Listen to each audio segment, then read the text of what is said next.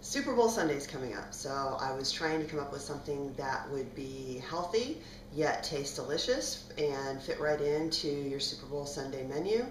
We're going to make 100% all beef sliders, but with a lean ground beef. Potato skin, we're going to go easy on the sour cream, and we're going to put some good stuff on them, make them taste good, and keep the calories down in this low calorie Super Bowl Sunday snack. So the first thing you have to do is make your baked potatoes. And I like to give the baked potatoes a little bit more flavor with some olive oil and some kosher salt. So how we do this is we just drizzle a little bit of olive oil on the potato, just a little. And you want to kind of smush it all around in the olive oil. So I like to use some saran wrap. That way I don't get my hands all greasy, although the olive oil is great for your hands. Okay, so once I get them all covered with the olive oil, I arrange them on the bar pan like so, and I'm going to pour a little bit of salt on. I'm going to turn these over so I can get it on both sides.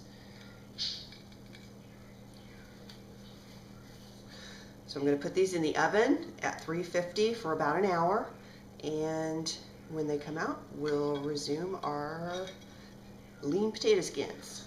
Now while we got the potatoes in the oven, we're going to go ahead and make our little hamburger slider patties. We're going to start with very lean ground beef, or you can use ground turkey. Ground turkey tends to have not quite as much flavor, but if you're on a heart-healthy diet, ground turkey is definitely recommended. You can add different spices to it to make it a little more flavorful.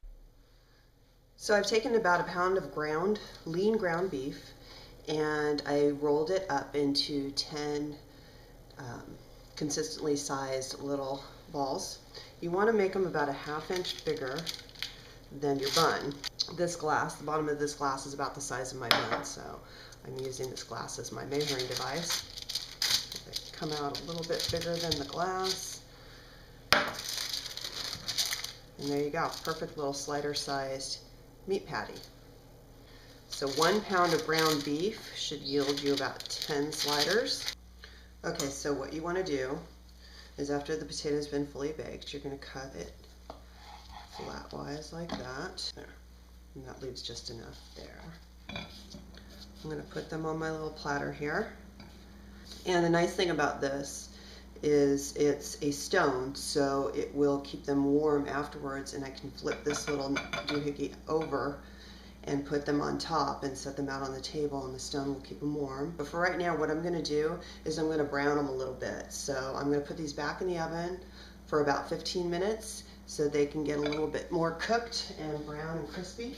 Now what we have here is a ½ cup of cheese. It's skim cheese, so it's lighter. Yeah, we ended up using it all. That's because I like cheese on my potato skins. I mean, come on, they're not potato skins unless they have cheese, but we're going to put just a little bit of bacon bits on them. And bacon's one of those things, if you're going to eat like 2 to 4 strips of bacon, it's not going to be good for you. But if you just have a little crumble for flavor on your potato skins, then it's all good. I'm going to pop them in the oven so that the cheese and stuff can melt, actually. At this point, you could add whatever you want, whatever your imagination likes. I like tomatoes, so I'm going to put some fresh tomatoes on them. And tomato is one of those foods that, it's a free food, so you can't count the calories in it.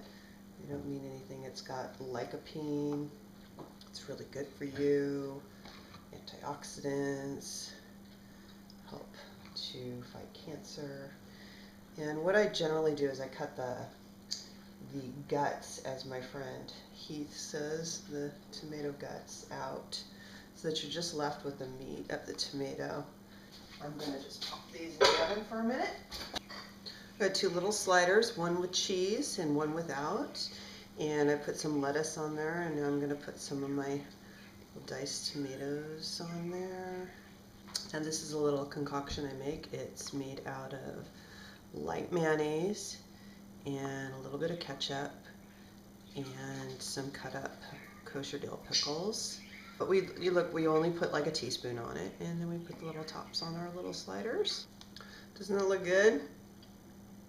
I'm just going to put a little bit of this on each one.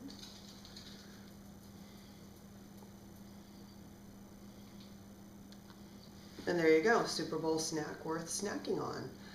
It's light and it's healthy and you're going to enjoy it. So give it a try.